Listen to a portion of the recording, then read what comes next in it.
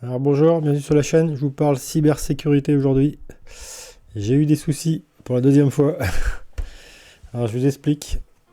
Le premier souci que j'ai eu avec ma carte de crédit, c'est quand j'ai voulu faire un paiement sur internet sur un site que je connaissais pas, qui était nouveau, qui affichait un prix presque bizarrement plus bas. Et en fait c'était un faux site. Et ensuite vos numéros de carte, enfin votre paiement. Et comme par hasard, il n'y avait pas le PayPal, et puis il y avait pas le. Et puis, comme par hasard, quelques temps après, il y a eu des prélèvements sur mon compte, des abonnements à Netflix, des trucs comme que j'ai jamais acheté, que je regarde pas Netflix, qui apparaissaient sur mes relevés d'identité bancaire. Et il y avait des prélèvements qui se faisaient comme ça, des petites sommes, suite à cet achat sur Internet. Donc j'ai été obligé de faire opposition. Alors l'avantage, c'est que je suis l'avantage, c'est. Je sais pas si on a le droit de dire son nom de banque sur internet, mais disons dans ma banque, la procédure peut se faire en ligne et on peut bloquer sa carte. Et comme ça a été assez rapide, le remboursement a été rapide, ça s'est fait en 15 jours.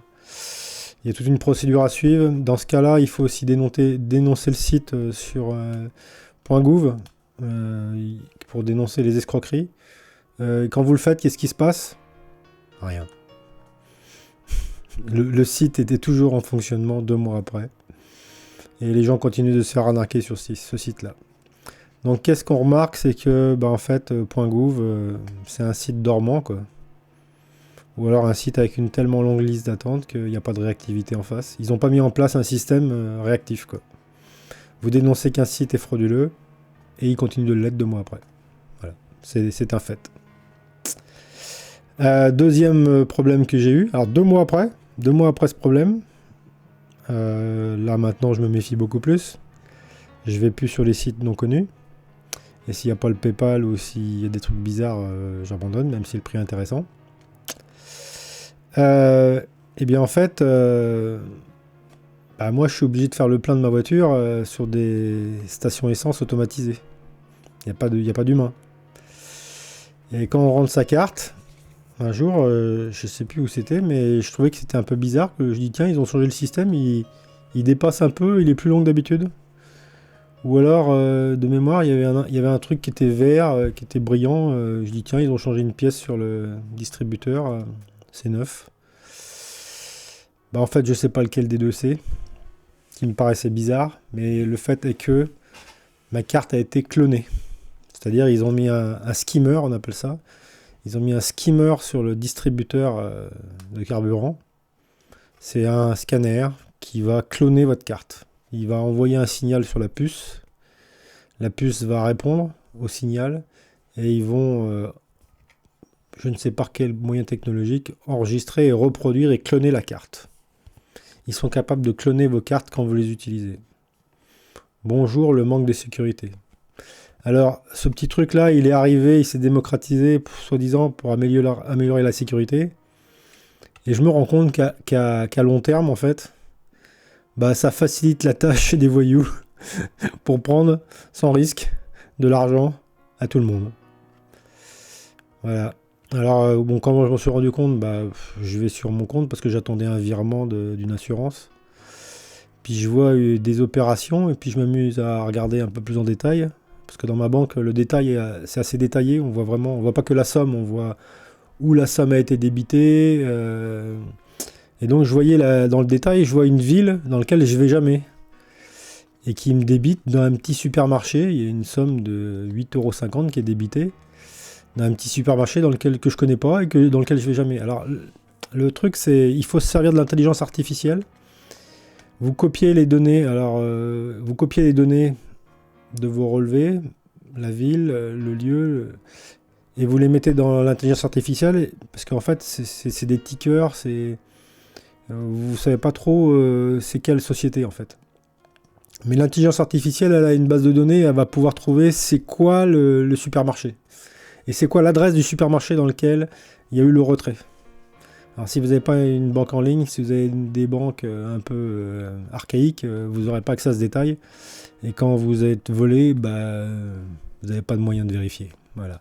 Donc c'est le gros intérêt des banques en ligne, c'est que les informations numériques sont supérieures en qualité. Si vous êtes dans une banque qui ne vous donne pas le détail des transactions de vos cartes pour savoir que chaque paiement a été fait où, à quelle heure et dans quelle société, changez de banque. Hein. Je le dis, parce qu'au niveau cybersécurité, ça veut dire que vous ne pouvez rien vérifier. C'est-à-dire que si ça se trouve, vous êtes piraté, vous ne le savez même pas. Si les banques refusent de s'adapter à l'évolution des technologies, changez de banque, c'est de leur faute. C'est tout. Ça va les faire comprendre qu'il faut qu'ils évoluent. C'est le seul moyen de les faire convaincre de changer. C'est de voir qu'ils perdent leurs clients parce qu'ils ne changent pas. Et qu'ils refusent de s'adapter. Surtout que souvent les grandes banques ont des filiales qui, elles, sont des banques en ligne. Je vais prendre un exemple. La Société Générale a pour filiale Boursorama Banque. La Société Générale, c'est une très grosse société. Si vous êtes à la Société Générale, vous n'aurez probablement pas accès à des détails numériques de chaque transaction. Même si vous êtes à l'inverse chez Boursorama, vous avez le détail numérique. Mais il y a d'autres banques, hein, il n'y a pas que cette banque-là. Donc, je ne peux pas vous dire aujourd'hui si c'est vrai ou pas vrai ce que je dis, parce que je suis pas à aucune de ces deux banques, mais il y en a une, j'y ai été, et je sais qu'il y a ce détail-là chez Boursorama. Par contre, à la Société Générale, est-ce qu'ils ont évolué? Je ne sais pas. Mais si vous voulez, s'ils voyaient leurs clients partir de la Société Générale, ils ont une filiale à côté, ils peuvent copier le système numérique et puis le reproduire chez eux, et puis ça fait partie du groupe bancaire. Quoi. Donc, s'ils veulent, ils peuvent. S'ils font pas, c'est que ils veulent pas. Et s'ils veulent pas, c'est qu'ils manquent de motivation. Voilà. Donc c'est un moyen de les motiver. Parfois, quitter un opérateur qui vous donne pas satisfaction, c'est aussi un moyen de le motiver à changer. Et peut-être un jour, vous reviendrez vers lui. Voilà. En gros, c'est ça. Donc en fait, cette carte, je vous l'ai montrée, mais elle est bloquée maintenant. Hein. C'est fini pour elle. Mais ce que je veux dire, c'est qu'il manque quelque chose d'important sur cette carte pour empêcher la fraude. C'est tellement simple qu'on se demande pourquoi ça n'a pas été mis en œuvre. Ça fait longtemps que les voleurs qui vont acheter sur le dark web des lecteurs skimmers pour créer des cartes clones pour vivre gratuitement sur votre dos. Ça fait longtemps qu'ils le font. C'est pas nouveau. Ça fait des années que ça existe. Sauf que moi, je pensais pas me faire prendre. Parce que leur système, les systèmes de scanners qu'ils mettent sur les distributeurs automatiques sont de plus en plus bien faits. Et maintenant, à chaque fois que vous allez à un distributeur de billets ou n'importe système automatique, faut faire un contrôle qualité de tout le système, voir s'ils n'ont pas réussi à mettre quelque chose. Il faudrait arriver à essayer d'arracher tous les systèmes qui pourraient être posés, clippés ou je sais pas, ou collés dessus avant de se servir de sa carte. Il faut faire un contrôle qualité de l'installation. Ça devient pénible. Mais là, comme il n'y a pas d'humain sur place pour surveiller, ni caméra, ni rien, voilà, ils mettent le système pendant 2-3 jours et ils ont, dans leur téléphone, ils ont cloné, je sais pas moi, 200 cartes de crédit. Et puis ils en choisissent une au hasard et puis ils font un paiement avec le compte bancaire d'une autre personne. Bon, ça serait pas possible s'il y avait votre photo dessus. Vous êtes caissier, vous prenez la carte, vous voyez la photo, vous regardez la personne, ça correspond pas. Hein? Voilà. Et pour ceux qui payent par téléphone, c'est un problème. Parce que ils facilitent de plus en plus les paiements, mais ils diminuent de plus en plus la sécurité. Bon, moi, je trouve ça anormal qu'on puisse mettre ça dans les téléphones. Donc il faudrait que le législateur il dit, ça fait X temps qu'on a des problèmes de cybersécurité, on doit faire évoluer la législation sur la cybersécurité pour arrêter que les banques parce qu'en fait, c'est les banques qui se font voler au final. C'est soit vous, soit les banques. Donc si on me dit que les banques n'ont pas de pouvoir sur les politiques, je ne vous crois pas. Donc c'est un peu bizarre cette histoire, c'est que ce que je remarque, moi, c'est que le législateur ne s'adapte pas, n'adapte pas la réglementation, les normes, aux techniques des voleurs. C'est comme si même on leur facilitait la tâche. Parce qu'avant, vous aviez de l'argent liquide sur vous. Le voleur, il faut qu'il vous attaque physiquement. Hein. Donc il y a un obstacle quand même, une difficulté. Là, il n'a même pas la difficulté physique. il fait tout par derrière, tout caché, et tranquille, et difficile à détecter. C'est-à-dire là, quand je vais aller porter plainte à la gendarmerie, j'ai quoi comme données? Bon bah voilà, il prend 8,50 € tous les mois à peu près, toujours la même somme. Bon, celui-là, il n'est pas très malin, parce qu'en plus, il prend toujours la même somme. Donc, mais alors peut-être c'est quelqu'un qui travaille dans le supermarché, un ouvrier, un caissier. Si ça se trouve, de temps en temps, il a besoin d'arrondir les fins de mois, hop, il sort la carte qu'il a volée, et puis il achète toujours le même article. Voilà. Si ça se trouve, ou alors c'est un client voyou. Ce que je veux dire, c'est que les voleurs deviennent impossibles à prendre par les forces de l'ordre. Ils n'ont pas assez d'éléments techniques. C'est compliqué pour eux, là, parce que comment ils vont faire pour savoir c'est qui a cloné la carte? On sait juste que les opérations bancaires se déroulent tout le temps dans le même magasin, mais qui dans le magasin? Qui est le client? Qui est l'ouvrier? Qui a cloné? Qui? Les forces de l'ordre ne pourront rien faire. Elles n'ont pas d'éléments mathématiques pouvant leur permettre de trouver celui qui fait ça. Donc en gros, aujourd'hui, l'absence de réactivité, le laisser-faire en fait, le laisser-faire des gouvernants à faciliter toutes sortes de paiements et à laisser les systèmes de paiement évoluer sans réglementation d'obligation de cybersécurité. Il n'y a pas de loi qui dit que si une entreprise met en place un système de paiement et qu'il n'est pas sécurisé, il est condamné. Il est interdit d'exercer son activité. Il est interdit de diffuser cette technologie. On le stoppe. On l'empêche de faciliter le délinquant, le malveillant, le voleur, de nuire. Non, aujourd'hui, tout est fait pour... je dirais que la technologie, aujourd'hui, lui facilite la tâche. Il peut agir sans se faire prendre.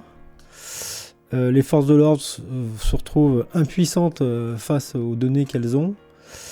Et je vais porter plainte, mais ça servira à que dalle. Et pire encore, quand en plus on dénonce un site d'achat frauduleux sur .gouv, on se rend compte que 2 mois après, il est toujours en activité. Donc on a des gens qui qui font 60% du PIB de la France, qui sont le gouvernement, hein, ils font 60%, ça inclut quand même beaucoup de choses, hein, pas que les administrations, mais aussi les gens payés pour travailler pour les administrations, ça peut être de sociétés extérieures. Toute cette machine financière immense ne s'adapte pas au simple problème de vol technologique et ne réglemente pas. Voilà. Anomalie que je remarque. Troisième anomalie. Là, j'ai dit site internet marchand qui n'est pas réactif pour bloquer les sites frauduleux. Les cartes de crédit clonées qui deviennent de plus en plus compliquées parce que les systèmes sont tellement bien faits maintenant qu'ils viennent se coller contre les systèmes automatiques. Ça devient compliqué à détecter maintenant. Il faut faire toute sa culture dans le domaine de la fraude pour arriver à l'éviter. Et le troisième point, c'est l'intelligence artificielle. C'est-à-dire qu'aujourd'hui, l'intelligence artificielle, elle permet de prendre le contrôle de vos ordinateurs. C'est devenu une arme. On peut neutraliser tout le système financier mondial à partir d'une intelligence artificielle. Aujourd'hui, ça y est, c'est fait. Ils savent faire. Ils savent trouver les failles de sécurité sur Linux pour rentrer et prendre le contrôle de Linux.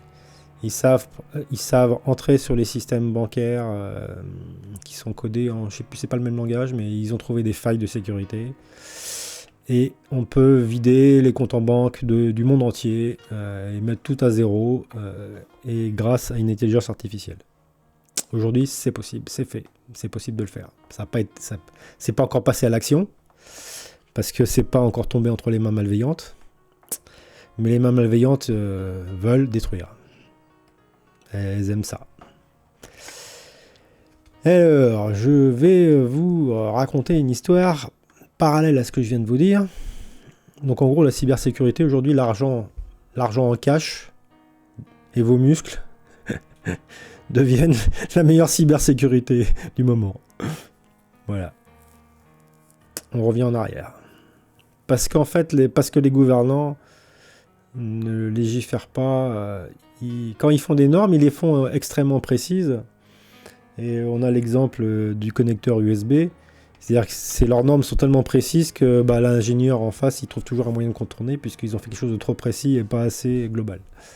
Ils ont fait une législation précise, dans une niche précise, et du coup, on peut la contourner. En gros, c'est ça. Ce qu'on peut reprocher au législateur d'une manière générale, c'est qu'il est incapable de mettre en place des lois généralistes, clairement compréhensibles par tout le monde, par les juges, par tous ceux qui les lisent, et qui résout tous les problèmes d'un coup sans aller faire 25 normes. C'est-à-dire on remplace une seule loi qui remplace 25 normes. Voilà. On est dans l'intention, on fait ce qu'on appelle des lois qui condamnent les mauvaises intentions et les mauvais résultats. Voilà.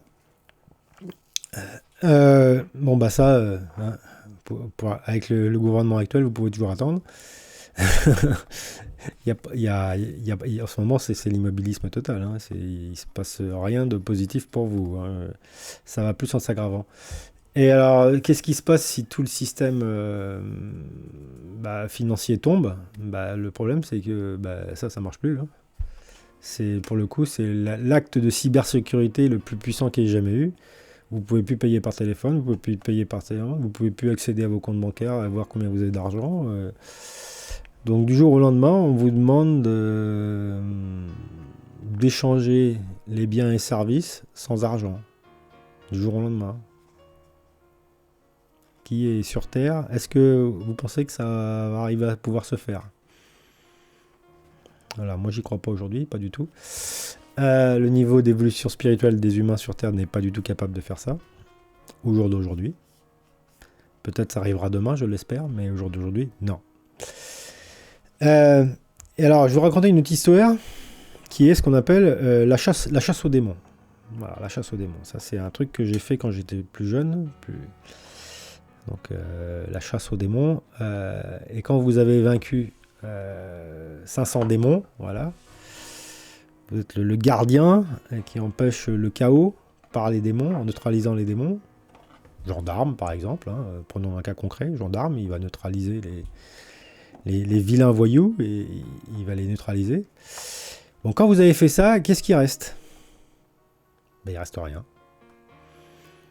Vous avez pas, il n'y a pas de choses bien bénéfiques qui existent. Vous avez passé votre temps à guerroyer contre les vilains. Qu'est-ce qui reste? Rien. Il y a moins de démons, il y en a toujours, il y en a moins, mais qu'est-ce qui reste en face ailleurs? Rien. Pourquoi? Parce que vous n'avez pas passé votre vie à créer des paradis. Voilà.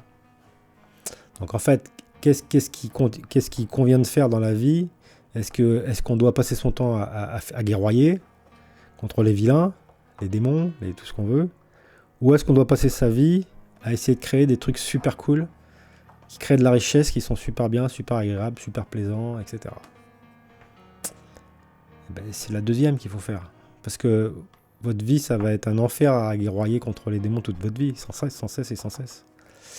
Je vais vous prendre un exemple du démon suprême actuel qui est médiatisé, c'est la guerre de l'Iran, avec le vilain dirigeant de l'Iran qui veut faire des bombes atomiques au nom de la guerre de religion, et qui veut atomiser Israël pour voilà, et faire la guerre pour faire la paix. C'est assez original, hein. On fait pas la paix en faisant la guerre, ça n'a jamais marché, mais eux ils le croient, et donc ils veulent avoir accès à l'arme ultime pour détruire la totalité de leur ennemi et dominer. Voilà, ils veulent imposer leur domination dans le monde par la force et la violence et la puissance technologique. Donc en fait, pour le moment, ça a plutôt l'effet inverse, c'est-à-dire à pas avoir voulu respecter les accords sur la non-prolifération des armes nucléaires en Iran. Ils avaient droit de faire des centrales nucléaires pour l'énergie, mais ça a dérivé disons qu'ils se sont fait prendre à essayer d'enrichir l'uranium jusqu'à le rendre nucléaire pour militaire. Voilà. En gros, je vous explique, c'est pour la combustion nucléaire, je crois que l'enrichissement c'est 30%, et que pour faire une bombe nucléaire, il faut enrichir à 80 ou 90% ou 70%. Et ils avaient réussi à atteindre 60% d'enrichissement. Donc ils font ça dans des centrifugeuses, je sais pas quoi, pour déstabiliser l'atome, pour le rendre instable, pour pouvoir le rendre explosif. En gros, c'est ça. Et en fait, ils n'ont pas respecté les accords internationaux. Et donc, Trump, il s'en est mêlé, puisque c'est lui qui a les grosses armées, puis il aime bien être le gendarme du monde. Ça fait ses affaires commerciales, souvent. Et donc, il a été se mêler de ça, et ça a foutu un bordel monstre dans le monde entier. Et qu'est-ce qui va se produire là? Donc, deux scénarios possibles. Soit Trump, comment dire, il pulvérise tout l'Iran, il n'y a plus rien. Hein, il crame tout, par quelle que soit l'arme qu'il utilise. Hein, il les stérilise, on va dire. soit il les abandonne. Soit tous les pays du monde abandonnent ce pays, comme s'il n'existait pas. C'est-à-dire l'Iran, du jour au lendemain, pour les pays étrangers, n'existe plus.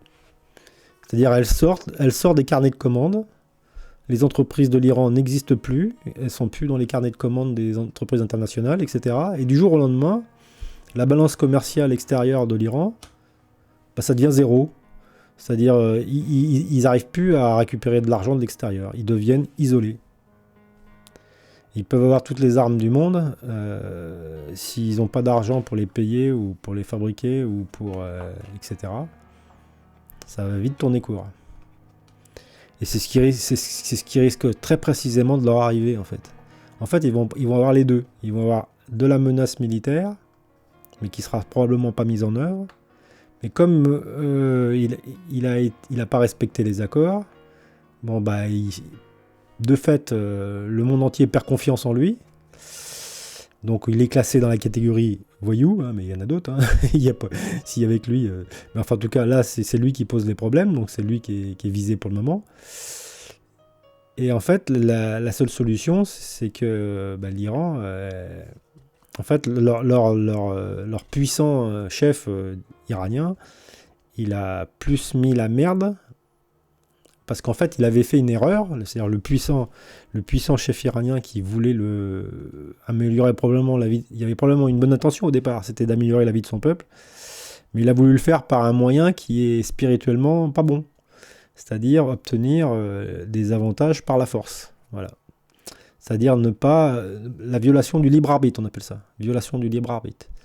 Mais le libre arbitre, ça marche bien jusqu'à la nuisance. C'est-à-dire, il faut respecter le libre arbitre, mais le libre arbitre s'arrête à la nuisance. Et donc, quand on veut obtenir quelque chose par la force, on ne respecte plus la règle du libre arbitre.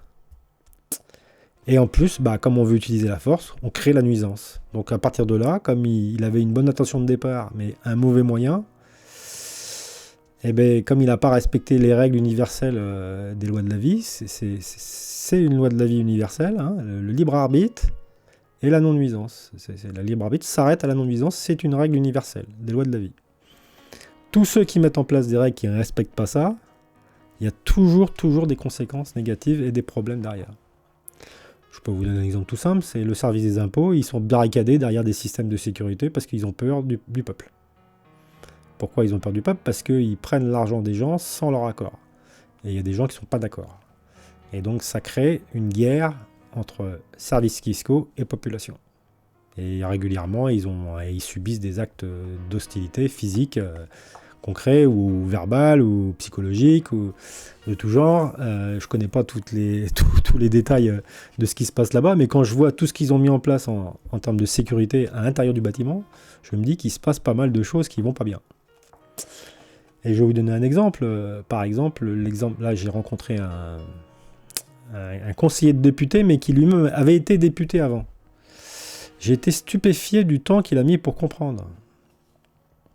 Et je me demandais même s'il faisait pas exprès de pas comprendre, de faire en sorte de faire durer l'entretien pour que je réussisse à transmettre un minimum d'explications, de sorte à me décrédibiliser pour justifier le fait de pas comprendre. Il s'agit des dividendes. Donc les dividendes, c'est si vous êtes investi en bourse, vous pouvez avoir la mauvaise idée d'avoir acheté une action à dividende. Et en fait, le dividende, ce n'est pas un bénéfice pour l'actionnaire.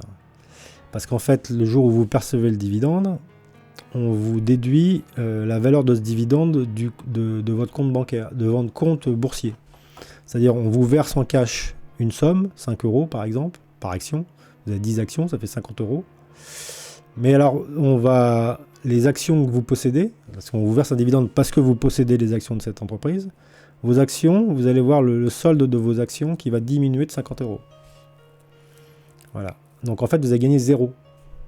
Et si vous, par exemple, si vous rachetez avec ces 50 euros des actions, les mêmes, ça sera des actions...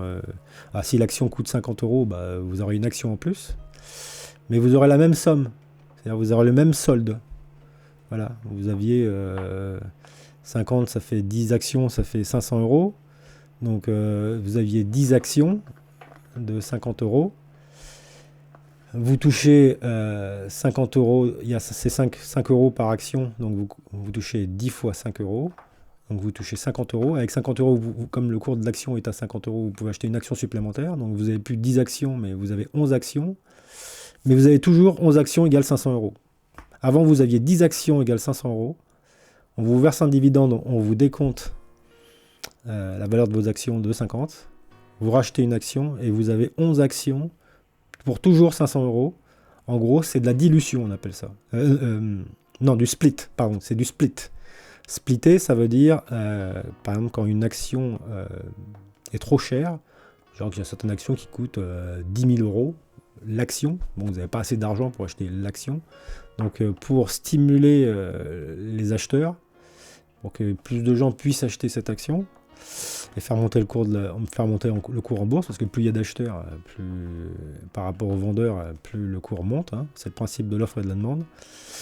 Ce qui vous terrifie au niveau de l'immobilier, dans les zones urbaines très habitées. Et bien en fait, ce qui se passe, c'est qu'on va diviser par 10, par exemple, une action qui coûte 10 000 euros. Et elle ne vaudra plus que 1 000 euros. Voilà, donc ça sera plus accessible. Ça s'appelle un split, c'est-à-dire que vous allez avoir 2 fois plus d'actions, vous allez avoir 10 fois plus de nombre d'actions, mais la valeur de l'action va être divisée par 10. Donc au final, vous aurez la même valeur, mais vous aurez plus d'actions. Le solde sera le même. Et bien en fait, c'est ça. Quand on vous verse un dividende, ça équivaut à un split. Voilà. Donc c'est pas un bénéfice. Et ben vous savez pas, et ben les impôts, ils vous font payer 30% de flat tax là-dessus. Comment ça se fait que les impôts prennent de la flat tax sur quelque chose qui n'est pas un revenu? Vous voyez pas un problème de respect de la Constitution, là? Il n'y a pas une anomalie, là? L'impôt sur le revenu, c'est censé être l'impôt le plus juste. Sur les dividendes, c'est pas le cas. Et ça va plus loin que ça. Parce que moi, je fais ce qu'on appelle la chaîne globale logique du chemin de l'argent. D'où vient cet argent? Pourquoi on me donne un dividende? J'aurais demandé, moi. Pourquoi on m'impose un dividende? En fait, c'est pareil, je vais prendre Total Energy parce que c'est le cas le plus médiatique. Et bien, Total Energy, il a décidé qu'il allait verser environ 5%. Mais en fait, pour vous dire très franchement, il ne décide pas de verser un pourcentage, il décide de verser une somme fixe. Donc, comme actuellement, c'est le cours est à peu près à 70-60. Bon, ça me complique un peu la tâche de tête. On va dire que l'action totale vaut 100. Hein, c'est pas vrai, mais on va le dire. C'est plus facile pour le calcul mental. Et donc, ils vont décider de verser 5 euros de dividendes par action. Voilà. Bon, ces 5 euros, ils les prennent sur qui? Ils les prennent sur ceux qui créent la richesse dans la société. Donc, c'est qui crée la richesse dans la société? C'est la somme de tous les ouvriers qui travaillent dans la société, y compris le salaire du PDG.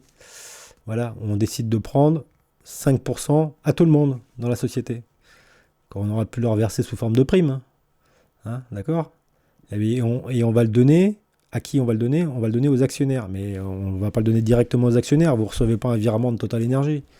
Cet argent, il est versé à Euronext.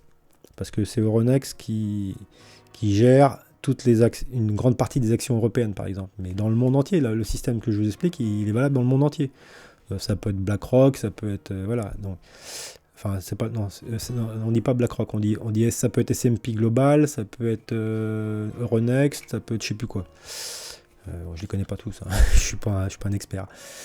Et ensuite, Euronext, lui, il va rétribuer ça à chaque broker, hein. Alors ça peut être Bourse Direct, comme Saxo Bank, Interactive Broker, enfin voilà. C'est lui qui maîtrise la valeur du cours de l'action. Et donc lui, et c'est Euronext qui va baisser le cours de l'action. Pourquoi est-ce qu'il fait ça? Parce qu'il considère que si la société donne 5 euros par action à tous les actionnaires, la valeur de la société est décotée de, comme c'est 5 euros pour 100 euros de valeur, ça fait 5%, donc la société, le cours de la bourse, il va baisser de 5%. Voilà, ou il va baisser de 5 euros. Si le cours était à 5 euros, le cours devient 95 par action. Donc en gros, l'argent que Total Energy donne à Euronext, qui va être rétribué ensuite aux actionnaires, mais qui va être annulé par la décote du cours, en fait, ça s'appelle la destruction monétaire. Il est en train, Total Energy, mais Total Energy, c'est qu'un exemple, hein, il y en a plein d'autres, hein, il y a plein d'autres sociétés qui font ça dans le CAC 40. Hein. J'ai demandé à l'intelligence artificielle de faire la somme des dividendes versés des sociétés du CAC 40 dans une année.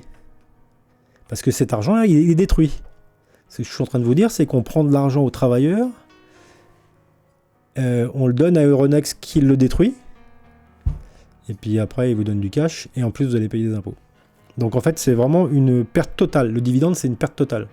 C'est quand vous achetez une société à dividende, vous acceptez le fait qu'on va vous taxer 30% de la valeur du dividende chaque fois qu'il vous sera versé. Donc vous perdez de la fiscalité à chaque fois que vous possédez. Alors le cours de l'action, il a intérêt à monter beaucoup pour compenser. Parce que si le cours de l'action il stagne et il fait rien, vous ne faisiez que perdre de l'argent en fait. En gros, c'est ça. Vous n'êtes même pas neutre. Parce qu'on vous prend de l'argent sur un non-bénéfice.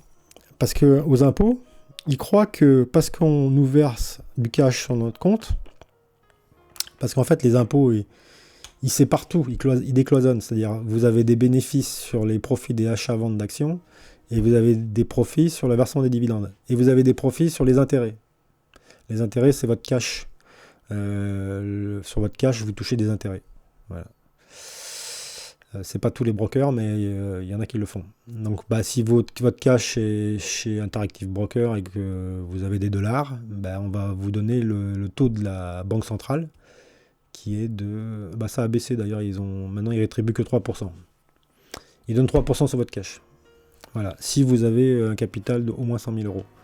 D'après je dis pas que les sommes que je dis sont totalement exactes, mais en gros, ce qu'on vous verse, c'est en rapport avec le taux d'intérêt qui est décidé par la BCE, pas la BCE, la Fed, ce qui est la même chose, hein, c'est une banque centrale. La banque centrale décide du taux de rémunération du cash chez certains financiers, on va dire. Voilà, organismes financiers.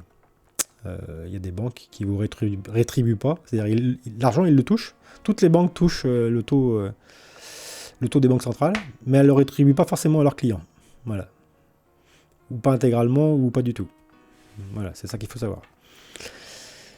Donc, c'est l'avantage d'avoir... des fois, le taux d'intérêt est plus intéressant aux États-Unis qu'en Europe, des fois. Donc, voilà. Mais par contre, il y a le problème du taux de change. Hein. Alors, les frais de change sont quasiment nuls, mais les taux de change, en ce moment, là, l'euro a pris beaucoup de valeur, donc vous avez largement été perdant dans l'histoire à cause du taux de change. Ça a pris, je sais plus, en 6 mois, ça a pris 20% l'euro. Donc évidemment, vu comme ça. Donc voilà, c'est un espèce de micmac tout fou, tout flamme. Et en gros, et en plus, par-dessus le marché, en plus de vous prendre une flat tax sur les dividendes, ils font ce qu'on appelle une déclaration fiscale 2047 sur les dividendes étrangers, qui est une usine à gaz. Vous passez une semaine à essayer de comprendre et c'est pas suffisant. Et vous recommencez tous les ans parce qu'ils ont rajouté une case. Voilà, c'est un truc de dingue. Et il n'y a pas d'intérêt à complexifier cette chose-là. Il n'y a pas d'intérêt économique au service fiscal de compliquer les revenus étrangers, puisque c'est de l'argent qui vient d'étrangers qui rentre en France. Ça enrichit le pays. Vous voyez ? Alors pourquoi compliquer la vie fiscalement des gens qui ramènent de l'argent au pays, qui ramènent de la richesse. Vous voyez? C'est très étrange, hein. Le service fiscal se comporte de manière hostile envers l'enrichissement du pays. Vous voyez? C'est même pas son enrichissement personnel de l'État. Là, c'est de l'anti-enrichissement global, c'est-à-dire une volonté délibérée d'empêcher l'enrichissement du pays. Là. En gros, cette complexité administrative et les notices pas claires, difficiles à lire, etc. Voilà, c'est un langage fiscal qui a été délibérément pas facile et convivial. Donc en fait, il y a beaucoup d'hostilité, beaucoup d'anomalies des gouvernants. Et donc moi, j'ai rencontré cet ex-député qui est militant, hein, toujours, et qui a décidé de ne plus se présenter pour des mandats. Et bien il a fait des difficultés de compréhension. Il a mis 1 heure à comprendre qu'un dividende, ça ne rapportait pas d'argent. Voilà. Et c'était parce que je faiblissais pas et que je gardais une ligne... on pourrait qualifier de têtu, mais c'est pas têtu, ça peut être connotation négative, mais disons motivé, ce serait peut-être une têtu motivée, crédible. Voilà, il n'y a pas vraiment de mot à entêter, je sais pas quoi. Parce qu'entêter, ça veut dire que vous avez tort. Têtu, ça veut dire que vous avez tort. Il n'y a pas vraiment d'objectif où vous faiblissez pas par rapport au fait que c'est vous qui avez raison et puis lui qui met du temps à comprendre, quoi. Voilà. Donc il a fini par accepter le truc. Mais j'avais pas fini, je n'ai pas parlé de la fiscalité qui allait avec, du fait que pour moi il y a quelque chose de hors la loi, et si c'est légal, il y a une grosse anomalie parce que on n'a pas à prendre des impôts sur le revenu s'il n'y a pas de revenu. Voilà. C'est le principe de l'impôt sur le revenu. Donc vous voyez, il y a tout un tas d'anomalies, c'est-à-dire il y a la destruction monétaire des dividendes, 73 milliards pour le CAC 40, mais en réalité la somme est beaucoup plus élevée. Parce qu'en fait, j'ai pas compté le SBS 120 et puis j'ai pas compté toutes les actions de l'Europe, j'ai compté que 40 sociétés. Alors qu'il y en a beaucoup plus qui sont cotées et puis il y en a plus qui versent des dividendes. Donc là, j'ai pas fait la somme, je suis pas amusé, c'était juste un exemple déjà pour le motiver. Je lui dis voilà, je te donne 73 milliards, tu peux Total Energy peut, au lieu de les brûler, il peut, en fait, les 73 milliards, hein, ce qui est pas vous pouvez faire des choses avec 73 milliards, hein, d'accord ? Vous pouvez faire ça pour construire des nouvelles centrales nucléaires ou permettre la transition. Total est devenu Total Energy. Ça veut dire qu'aujourd'hui, maintenant, c'est plus que du pétrole, c'est toutes les énergies. Donc, il y a 20% de leurs profits qui sont sur l'électricité chez Total. Donc, en fait, il y a cette transition qui devient nécessaire à cause de l'Iran. Vous avez compris ? Donc, en fait, il y a 73 milliards d'argent qui est brûlé pour rien, qui bénéficie à personne. Parce qu'en fait, ce qui s'est passé, c'est pourquoi cette stupidité s'est produite. Bon, déjà, il y a des hommes pas trop malins qui l'ont créé, le système. Mais en fait, le Euronext résonne en comptable et l'État résonne en fiscaliste. Et c'est séparé entre les deux. Et cette séparation bloque la communication. Parce que les fiscalistes n'ont pas cherché à comprendre plus loin que le bout de leur nez. Je ne suis pas sûr qu'ils l'aient fait exprès. Hein. Et du coup, ils ne comprennent pas que en fait, l'argent qu'ils fiscalisent, en réalité, il n'y a pas de bénéfice. Il est détruit.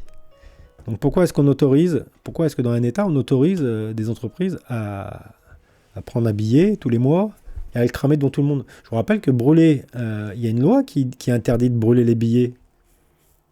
Il y a une loi. Voilà, là, il y a 73 milliards de billets qui sont détruits. Hein. Alors pourquoi la loi n'est pas appliquée là ? Expliquez-moi. Vous savez, vous allez à l'époque où Gainsbourg brûlait un billet en public pour faire des provocations. Mais enfin, on a appris après que c'était illégal. C'est de la destruction monétaire faite par une société ou des individus. Et c'est ce pouvoir de destruction monétaire, seule la Banque centrale a le pouvoir de l'exécuter.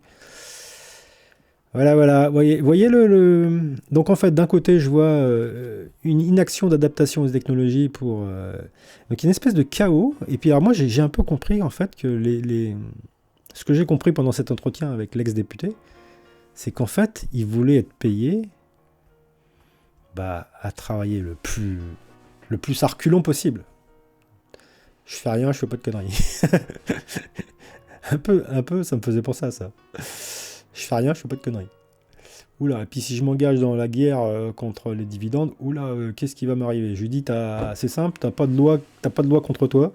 Ça va pas être très compliqué parce qu'en fait, cette destruction, cette baisse du cours des actions, c'est un usage comptable. C'est pas une loi, c'est pas une réglementation, c'est tout. C'est une décision qui s'est faite dans le consortium bancaire, parce que je vous rappelle quand même que la bourse, ça a été créé par le consortium bancaire à la base pour alimenter leurs profits, parce que c'est un genre de casino.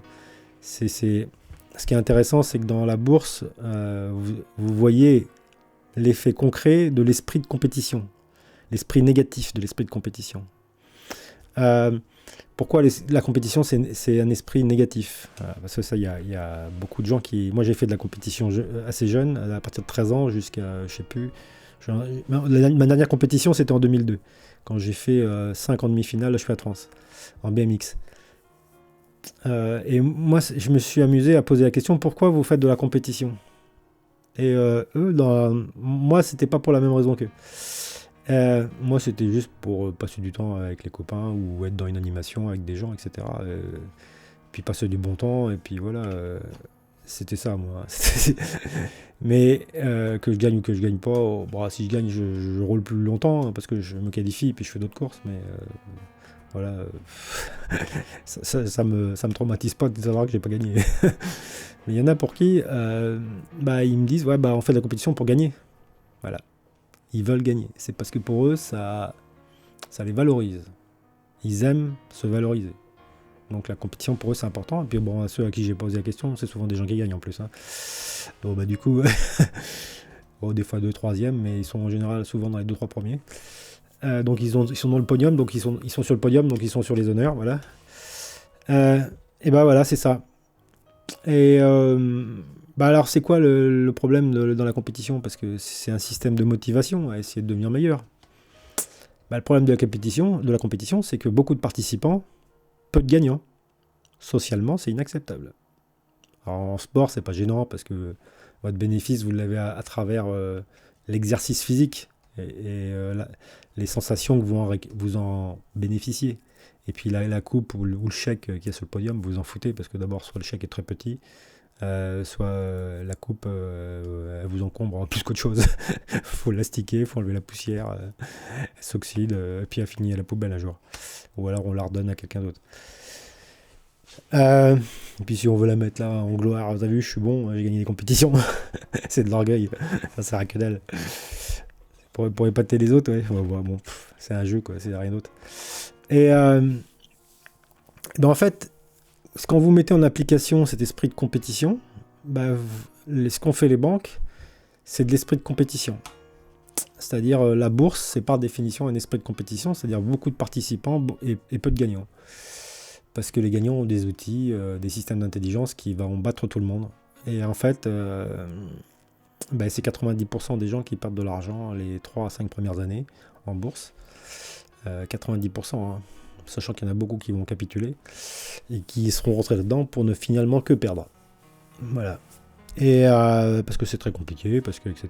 Donc c'est un système mathématique, c'est un espèce de jeu mathématique, mais où il n'y a pas de gagnants.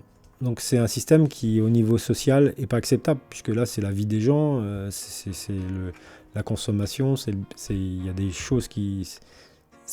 C'est bien pire de mettre de la compétition quand on fait rentrer beaucoup d'argent dans le système, qui permet d'en vivre, plutôt que si j'ai juste du sport pour une animation, même s'il y en a, ils sont là que pour gagner. Pas tous, et puis même s'ils n'osent pas l'avouer, ils sont quand même là. S'il y avait une ambiance de merde, ils ne viendraient pas, quoi. Même si c'était pour gagner, faut quand même le reconnaître. C'est juste qu'ils ont du mal à communiquer leur vrai. Voilà, il y a un peu trop d'orgueil dans leur discours. Mais je vous garantis que s'il y avait une ambiance de merde, ils n'iraient pas à la course. Voilà. Donc, en fait, pour dire tout ça, c'est que tout système basé sur la rivalité n'apporte que le chaos. Voilà. Et donc vous voyez, dans le système bancaire, il y a ce système-là. À l'école, il y a ce système-là. C'est-à-dire, on ne fait pas en sorte d'apprendre à tout le monde tout ce qu'il y a à savoir. On fait en sorte de sélectionner ceux qui vont apprendre vite. et les autres, ils seront exclus. Donc vous avez un système de compétition à l'école, un système de compétition professionnelle aussi, et vous avez la mise en concurrence des sociétés.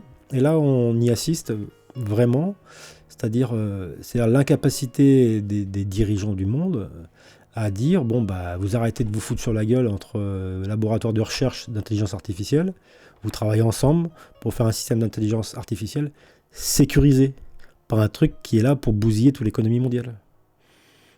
Pour créer le virus ultime, imbattable, qui va tout foutre en l'air. Hein, sachant que tous les humains ont relié tout aux ordinateurs. Contrôle système des eaux, électricité, militaire, bancaire, tout est relié aux ordinateurs. Donc quand vous diffusez un virus de l'intelligence artificielle sur le réseau mondial, vous niquez tout. Plus rien marche. Parce que les humains, ils n'ont pas eu l'intelligence de dire qu'il fallait isoler les systèmes. Ils se sont dit, on veut optimiser tout, on veut réduire les humains, augmenter les machines. Voilà, là, c'est encore une compétition entre les hommes et les machines. Voilà. Chaque fois qu'on met un système de compétition sur Terre, on n'arrive qu'à une seule chose, c'est le chaos social. Le bordel total. Et c'est pourtant pas le but premier des gouvernants. Alors si Jinping a eu l'intelligence de faire une loi en disant aux sociétés, vous êtes interdits de licencier et d'en remplacer les hommes par des humains, les hommes par des IA. Du coup, en Chine, ils n'ont pas le droit de licencier. S'ils achètent une IA, etc., ça sera pour faire des choses supplémentaires, mais ça ne sera pas pour virer les hommes. Donc déjà, ça part déjà d'un bon début. Bon, c'est pas suffisant, mais parce qu'il y en a qui vont arriver à... ceux qui auraient pu embaucher d'autres personnes, ils vont pas le faire, ils vont mettre une IA. Donc c'est là qu'est la faille. Mais en fait... il y a un vrai problème, c'est que les gouvernants, ils se mettent pas en accord entre eux. Au lieu que les gens s'entendent, ils s'opposent. Ils se mettent en concurrence. Ça crée le chaos. Ça crée les guerres, ça crée tout ça. Et le niveau d'évolution sociale des humains est très faible dans ce sens. L'incapacité du grand nombre à s'entendre et à se comprendre. Parce qu'on constate même qu'il y en a qui ont du mal à comprendre. C'est-à-dire quand j'ai expliqué les dividendes, j'ai vu qu'il y avait des problèmes à comprendre. Et pourtant, je parlais d'un ex-député, qui en plus m'a dit qu'il avait fait 10 ans de bourse. C'était impardonnable de mettre autant de temps de comprendre. Parce qu'il avait déjà des connaissances. Il partait pas de zéro. Et à la limite, ça aurait peut-être été mieux qu'il parte de zéro. ça aurait évité des blocages dans la tête. Parce qu'il disait, moi je comprends pas, moi je tenais pas compte des dividendes quand j'achetais des actions. Mais je suis pas venu pour t'expliquer comment ce que tu faisais avant. Je suis venu t'expliquer qu'il y avait un problème, une anomalie de destruction monétaire, que tu t'es même pas rendu compte. Parce que moi je raisonne, je raisonne de manière consciente. Je suis la totalité du cycle. Hein, je m'arrête pas en cours de route. Donc je comprends tout. Voilà. Mais il y en a beaucoup qui... Alors il y a ceux qui comprennent tout, mais qui font rien. Ça c'est pas de la conscience. C'est pas de la conscience. Ça. C'est-à-dire si je sais et je fais rien, c'est pas de la conscience. Vous êtes figé comme une plante là. Une plante qui pense mais qui bouge pas. Voilà. Voilà. Donc il y a beaucoup d'argent à récupérer qui est détruit. Ce qu'il faut savoir, c'est que l'inflation, là j'ai diffusé là sur mon Facebook, là vous pouvez le voir, une vidéo qui explique l'inflation, qui cause l'inflation dans le monde. Je le dis, je vous le simplifie. Hein. Je vous fais gagner du temps, mais vous pouvez aller voir la vidéo, c'est très très bien démontré par des gens extrêmement compétents qui collectent les données et qui observent l'économie mondiale et puis qui ont passé leur vie, qui sont des passionnés d'économie, dans le but d'essayer de sortir du système qui est instable, quoi, voilà. Et bien en fait, c'est les banques centrales, quand elles décident d'imprimer de la monnaie, vous avez de l'inflation de toute façon. Hein, vous pouvez accuser Détroit d'Ormuz ou accuser Trump ou accuser la Russie si vous voulez. Mais si la banque centrale n'a pas imprimé de monnaie, il n'y aura pas d'inflation. Il y a de l'inflation parce qu'elle a imprimé de la monnaie. Voilà. Et on prend 5%, on prend 73 milliards des sociétés, et on détruit de l'autre côté, on détruit la monnaie. Voilà, c'est très très original. Hein. C'est quoi cette débilité là ? Donc vous voyez le niveau global des gens, c'est qu'en fait, il n'y a quasiment personne aux commandes qui fait le raisonnement que je fais du cycle complet de l'argent pour voir la cohérence et agir. Il n'y a personne qui agit pour faire mettre une photo là-dessus, pour faire de l'autosurveillance de chacun. Chacun surveille l'autre. C'est ce qui marche le mieux en cybersécurité. Chacun protège l'autre. On travaille d'équipe. On s'entend. Vous voyez? Et ce qui est sidérant, c'est que quand j'ai été au service fiscal par rapport à cette nouvelle case fiscale de la 2047, il a commencé par me raconter n'importe quoi. Qui était l'opposé de ce que m'avait dit un autre conseiller plusieurs années avant. Et j'y retourne. J'ai dit, je suis pas d'accord. Et je dis, il m'a raconté n'importe quoi. Quoi, vous dites qu'on est incompétent, machin. J'ai dit, je te dis qu'il m'a dit n'importe quoi. Je t'ai pas dit qu'il était incompétent, je t'ai dit qu'il dit n'importe quoi. Parce qu'en fait, pourquoi ils m'ont dit ça? C'est parce que j'arrive au comptoir et puis j'avais pas envie d'avoir affaire à la même personne parce que je voyais bien que ça partait en cacahuète de n'importe quoi. Parce qu'un gars qui est sûr de lui et puis qui vous raconte n'importe quoi, vous avez plus trop envie de le voir, quoi. Bah, j'avais pas le choix. C'était lui ou personne. Donc en fait, je lui dis, ça s'est pas bien passé la dernière fois, il m'a dit n'importe quoi, donnez-moi quelqu'un de compétent, d'expérience, je lui dis. Et elle a tourné ça autrement, elle a tourné ça en disant, quoi, vous dites qu'on est des incompétents? J'ai dit non, je dis, ce qu'on m'a dit n'importe quoi, ça va pas. Et puis ils faisaient, ils étaient là, ils se braquaient comme ça, volontairement, c'est un jeu malsain, hein, vraiment. Vous avez affaire à des mentalités là, comme ça. Là. Vous voyez de l'hostilité, dans le conseil pour remplir une déclaration fiscale qui est anormalement incompréhensible, quoi. Et en fait, je dis, démontrez-moi que j'ai tort. Moi, tant que tu m'as pas prouvé que j'avais tort et que c'est moi qui ai raison, je reste là. Et puis je dis, ça va pas. Voilà. Jusqu'à ce qu'on s'entende. Voilà, donc vous avez affaire à des gens comme ça, c'est au niveau communication, c'est très problématique. Et il a même essayé de me replanter derrière après, c'est-à-dire je lui ai fait accepter que c'était moi qui avais raison, il a été d'accord, il s'est remis en cause, et après à la fin il me dit « Oh mais c'est pas la peine que tu changes le chiffre, c'est pas grave », et puis il repartait en couille comme ça, comme s'il voulait essayer de me faire mettre des chiffres faux sur la déclaration fiscale. Donc je sais pas c'est quoi le management qu'il y a derrière, je sais pas si c'est un comportement individuel, mais ce que je sais c'est que ça va pas. Voilà. Donc vous voyez ça marche pas. Les services fiscaux, c'est moi qui dois dire aux services fiscaux que c'est au compteur. Il n'y a rien qui marche, hein. Il n'y a rien. Hein. Les logements insalubres, ça marche pas non plus. Le maire, il veut pas faire les arrêtés. Il n'y a rien qui marche, rien. Et quand vous allez voir un ex-député, il met 1 heure à comprendre, ça marche pas non plus. C'est pas fluide, il y a quelque chose qui va pas. J'ai dit texto aux députés, vous allez tous vous faire buter les uns après les autres. Sans exception. Continuez comme ça, je sais comment ça va finir. C'est mathématique. Vous êtes payé 60% du PIB et il n'y a rien qui marche. Et pourquoi je dis qu'ils vont tous se faire buter? Parce que quand les gens ils verront que tous leurs comptes bancaires sont bloqués, qu'il n'y a plus rien qui marche du tout, vous croyez qu'ils vont réfléchir, les gens là, qui vont dire « Ah, mais c'est à cause de machin qui a fait ça, qui a fait ci, qui a fait ça ». Non, il va dire « Ah, c'est le gouvernement, je vais tout casser. Voilà. Je vais tout casser, je vais tout buter. » Ça va pas être plus intelligent que ça. Et ils l'auront pas volé. Parce que le fait de je lui disais, je me moquais un peu en même temps dans la discussion, je dis « Tu vois, je te dis, il y a 73 milliards qui est cramé là, t'es là, tu regardes, ça t'intéresse pas ?» Alors tu vois, vous êtes obligé de raisonner l'attitude. Vous êtes obligé de presque, c'est comme si je devais avoir la télécommande de l'ex-député, tu fais ça, tu fais ci, tu fais ça, tu vas faire ça, tu vas faire ci, faut que je te le dise, etc. Est-ce bien normal? Est-ce normal? Voilà, donc en fait, je sais que ça va en s'aggravant, à peu près dans tous les domaines. L'IA est en train de remplacer les travailleurs par des machines. C'est la continuité de l'aggravation. Automatisme, maintenant c'est IA. C'est juste une amélioration d'automatisme, du remplacement des hommes par des machines. Ça va pas aller bien. Hein. Et puis ils n'arrêtent pas de dire sur Internet que l'IA c'est formidable, mais je suis désolé, moi j'utilise l'IA une fois sur deux, elle me dit une connerie. Hein. Je la reprends, je dis vérifie, tu t'es trompé. Gna gna. Je vérifie, ah oui, vous avez raison, gna gna gna. Ah oui, et puis alors je repose la question, et puis elle est censée mémoriser de tout ce qu'on a discuté, et puis à un moment donné je repose la question, mais presque la même, et elle se retrompe. Mais je dis, tout à l'heure tu m'as dit ça, pourquoi tu me dis ça? Ah, vous avez raison, c'est trompé. Ah, super, l'intelligence artificielle, c'est une espèce de merde qui marche à moitié, qui est quand même capable de trouver des failles de sécurité sur les systèmes existants, néanmoins.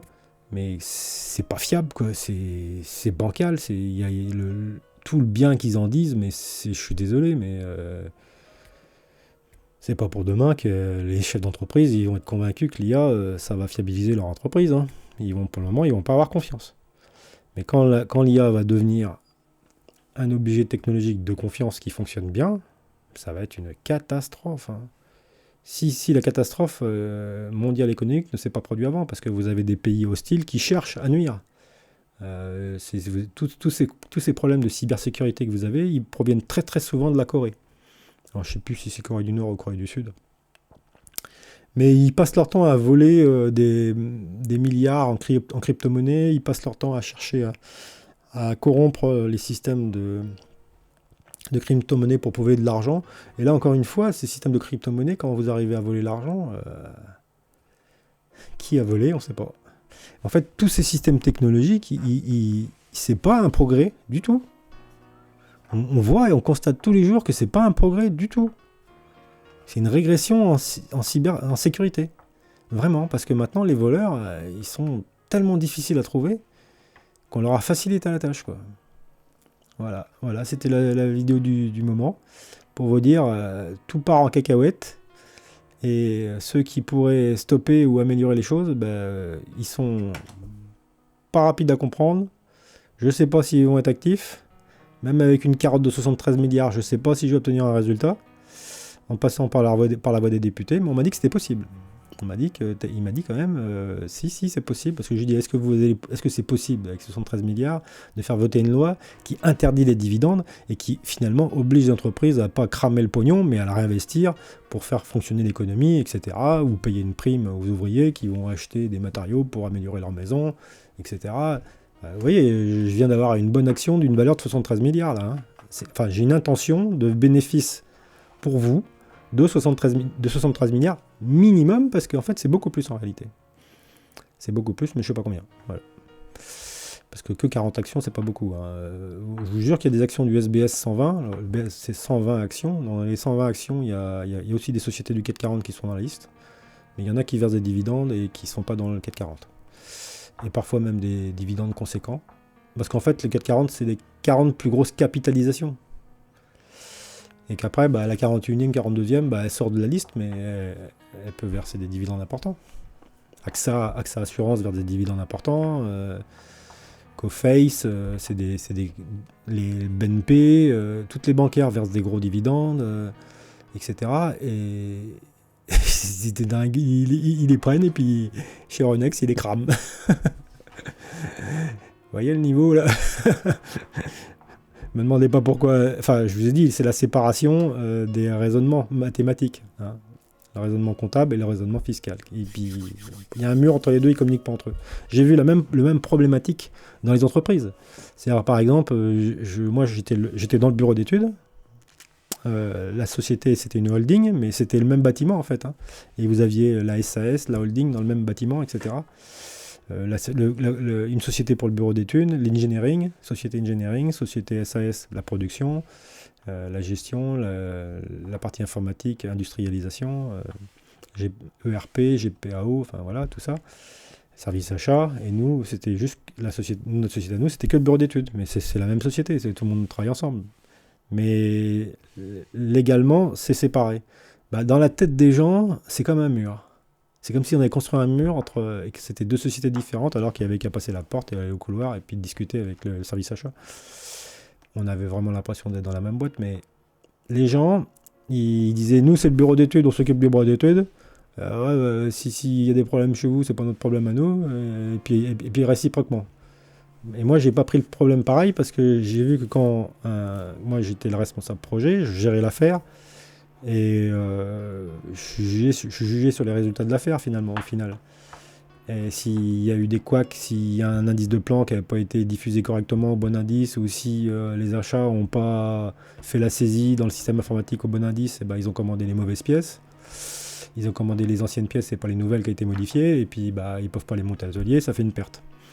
Et il y avait à peu près 100 000 euros à chaque affaire qui était perdue systématiquement, bêtement. Et puis vous aviez le patron qui partait en furie, il devenait tout rouge. Et puis il gueulait sur tout ce qui bouge.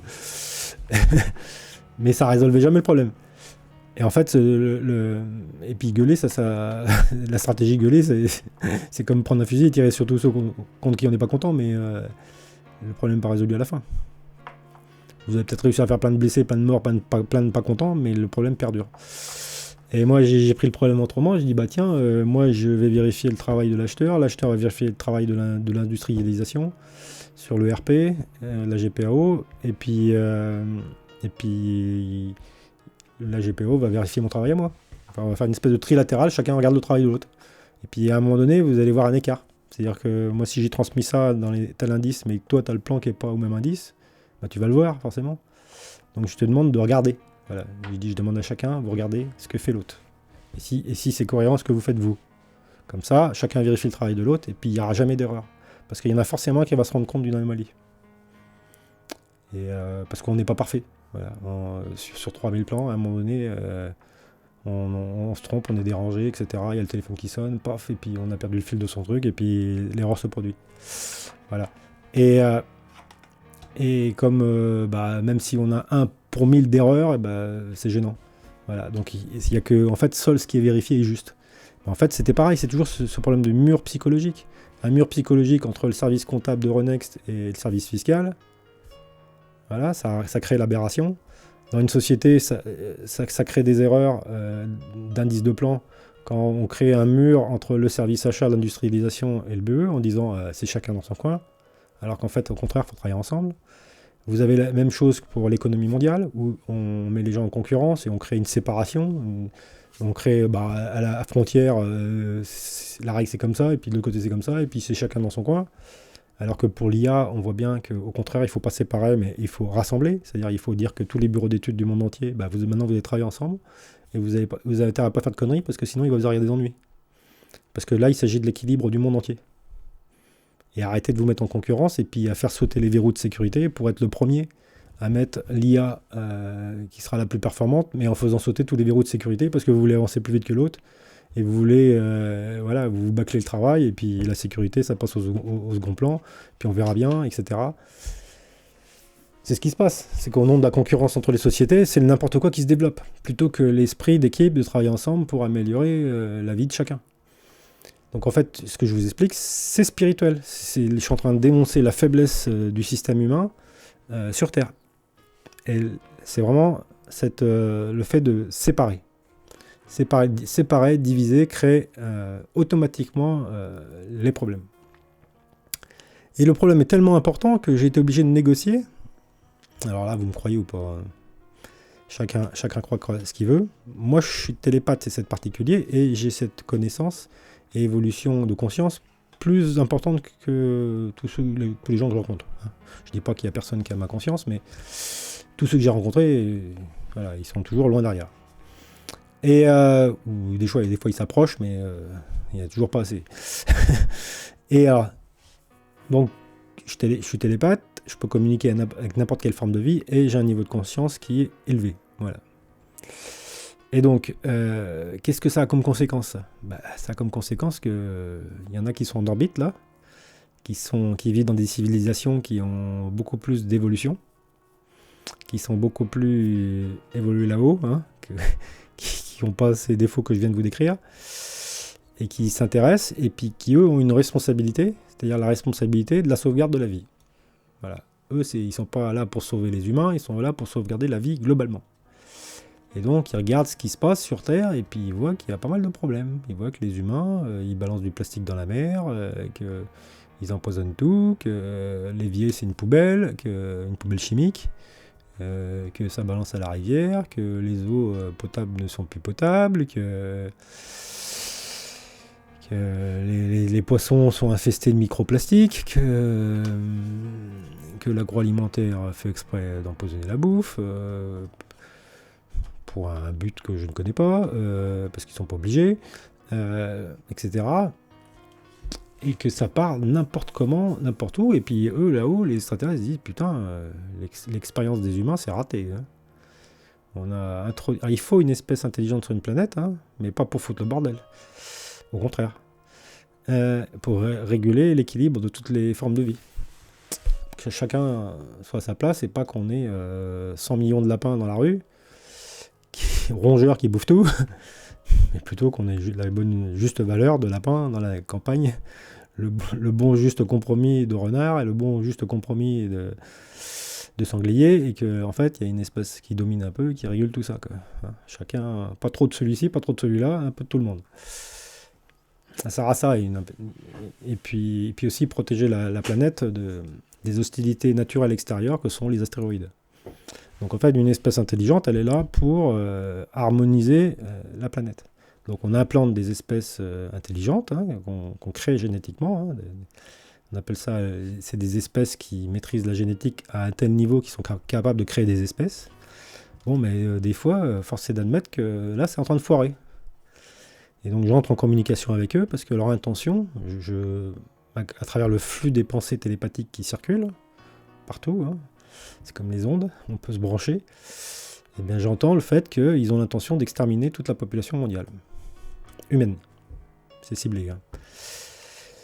Et donc je leur dis, oula, vous voulez exterminer tout le monde, mais j'ai dit, moi je suis pas d'accord, je leur explique par télépathie, je suis pas d'accord parce qu'en fait, c'est comme les arbres, vous les voyez pas grossir, et pourtant ils évoluent, mais ils évoluent tellement lentement qu'on le voit pas. Parce que c'est ça que j'avais envie de dire. C'était le message que j'avais envie de dire. Et c'était pas pour sauver ma peau que je disais ça. Hein. Et donc, en fait, je dis, laissez le temps aux humains de vous démontrer. Donc, moi, ce que j'ai dit, mon argument, c'est dit, laissez-nous 100 ans pour vous démontrer qu'on est capable de faire mieux et d'évoluer. Parce que c'est vrai, on va pas vite. À cause de tout ce que je viens de vous décrire avant. Parce qu'on apprend de nos erreurs, en gros. Donc ça va pas vite. On fait d'abord les conneries, puis on essaie de les corriger après. Sauf qu'il y a des erreurs qu'il faut pas faire. Et l'IA, c'est une erreur à pas faire. Voilà. Parce que l'adaptation, elle va pas... Ça va être trop brutal, quoi. Il n'y aura pas d'adaptation. Il n'y aura que le chaos. Donc, en fait, moi, j'avais envie de dire, c'est vrai, ils évoluent pas vite. Mais moi, je constate quand même une évolution. Hein. N'oubliez pas qu'on vient de la Deuxième Guerre mondiale. Hein. Après, les parents égoïstes vis-à-vis de leurs enfants, voilà. Et puis les enfants, eux, qui doivent reconstruire le monde d'une autre manière que ce que c'était construit avant pour que ça aille mieux. Donc, si on prend une période de 200 ans, on fait des efforts pour trouver des matériaux écologiques. Il y a des évolutions, il y en a.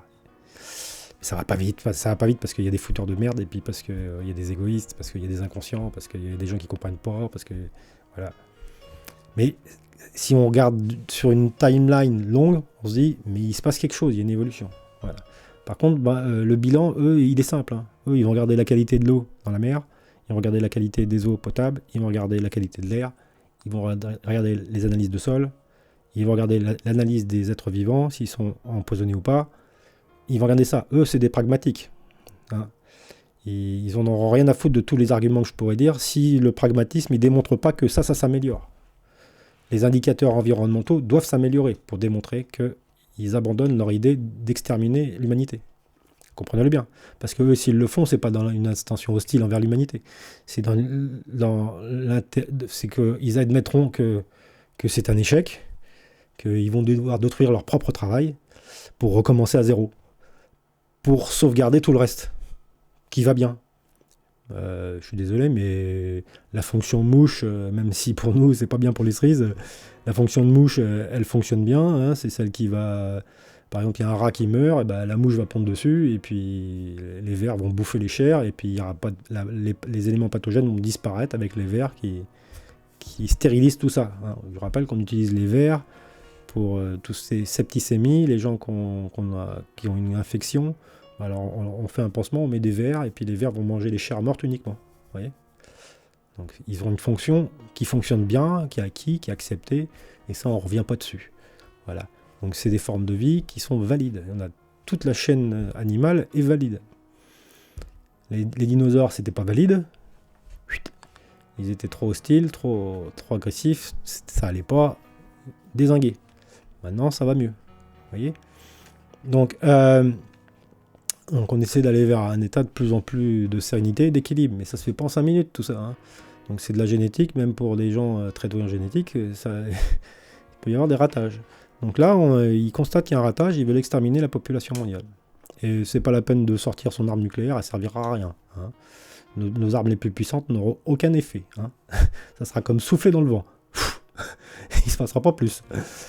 Non, là je vous parle d'un écart civilisationnel d'évolution qui dépasse largement au niveau technologique, spirituel, pensée, intelligence, tout. Hein. Donc moi je leur explique, regardez, et ils m'ont répondu à mon argumentation, ils ont accepté mon argumentation, mais ils m'ont restreint, ils m'ont dit, on vous donne 50 ans pour démontrer qu'il y a quelque chose qui a bougé. Vous avez un compte à rebours de 50 ans, pour faire mieux. Passer ce délai, c'est terminé.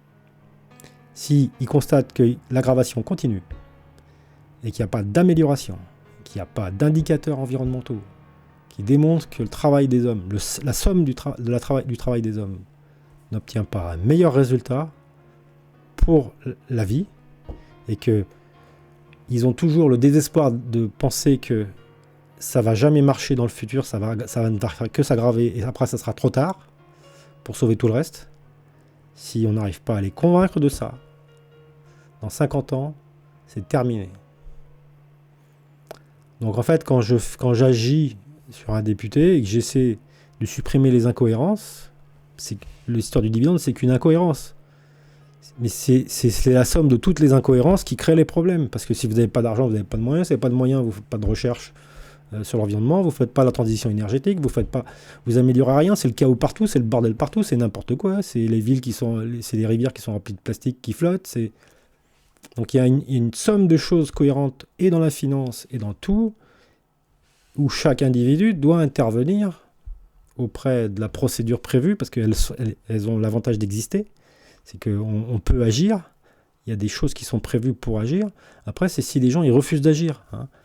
Il est là le problème, c'est quand le maire il a une procédure pour agir sur les logements insalubres, mais s'il refuse d'agir, il faut faire une procédure contre un procès administratif, etc. Mais tout est prévu pour que ça fonctionne bien, mais néanmoins ça ne fonctionne pas. Parce qu'il y a des failles dans la justice, c'est-à-dire qu'il y a l'absence de responsabilisation individuelle. C'est-à-dire un maire, il n'est pas responsable de ses actes. C'est la mairie qui est responsable. Et évidemment, avec une règle pareille, ça ne peut pas fonctionner. Parce que c'est eux qui décident de leurs propres lois, à leur arrangement personnel. Oui, comme ça, si je fais une connerie, comme ça, je suis tranquille. Ouais, mais là, du coup, le fait d'avoir déresponsabilisé, du coup, ça incite même à la connerie. À trop se protéger, il n'y a plus rien qui marche. Donc, faut quand même avoir toujours la responsabilité de ses actes. C'était une connerie d'avoir institué ça dans la structure sociale de gouvernance. Voilà, c'était une énorme connerie. Il faut que les individus soient responsables de leurs actes. Il ne faut pas qu'ils soient tout le temps en train de reporter les actions aux autres. C'est pas de la faute à moi, machin, je suis jamais responsable de rien, c'est pas moi, c'est la mairie. Quand le patron d'une société fait une connerie, non, c'est la société, c'est pas moi. Donc c'est tous les salariés qui vont devoir payer alors qu'ils sont innocents. Bon, des fois, on arrive quand même à condamner, parce que pour certains cas particuliers, on arrive à condamner le dirigeant, mais c'est tellement difficile que... et déjà, les avocats, il faut qu'ils suivent la bonne procédure, parce qu'en plus, s'ils ne la suivent pas, voilà, c'est foutu.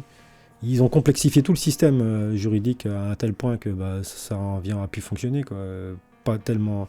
Les avocats eux-mêmes font des erreurs et se perdent, etc.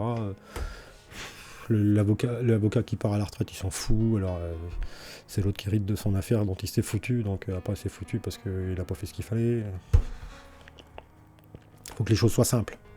Comprenez bien une chose, c'est que les extraterrestres, quand ils communiquent de manière simple. C'est pas compliqué. Ils vous parlent, vous comprenez direct. Ils utilisent 3 mots et puis c'est fini, la discussion est finie. Voilà, ça dit tout. Alors que l'ex-député, là, vous parlez 1 heure et puis il comprend toujours pas. Et puis quand il vous parle, il est sans en train de dévier du sujet et il s'égare, vous êtes obligé de l'écouter pour pas le vexer, et puis lui dire le recentrer après. Voilà, on n'est pas dans une discussion de haut niveau avec un extraterrestre, hein, je vous le dis. Hein. Voilà, c'est tout ça. C'est tout ça, et alors je dis pas que tous les députés sont comme ça, hein, mais l'ex-député sur lequel je suis tombé, ça s'est produit comme ça à ce moment-là. Et puis ça se trouve, à un autre entretien, ça ira beaucoup mieux. Mais un extraterrestre, lui, il a de la stabilité, c'est tous les jours qu'il est simple, efficace, fluide, machin. Voilà. C'est droit au but, c'est toujours dans la vérité, il n'y a pas des mensonges, des histoires, des machins, des trucs, de la complexité administrative ou des... Non, c'est simple, c'est conscience, c'est télépathie, c'est bienveillant. Alors évidemment, il y a des espèces malveillantes qui essaient de corrompre tout ça. Bah oui, quand ils sont très très moches, et puis qu'ils viennent des enfers, ils viennent pour foutre la merde. Et c'est ce qu'on appelle les âmes incohérentes et démentes. Voilà, il y en a. Donc nous, on doit aller vers la cohérence, sinon zigouiller. Allez, au revoir.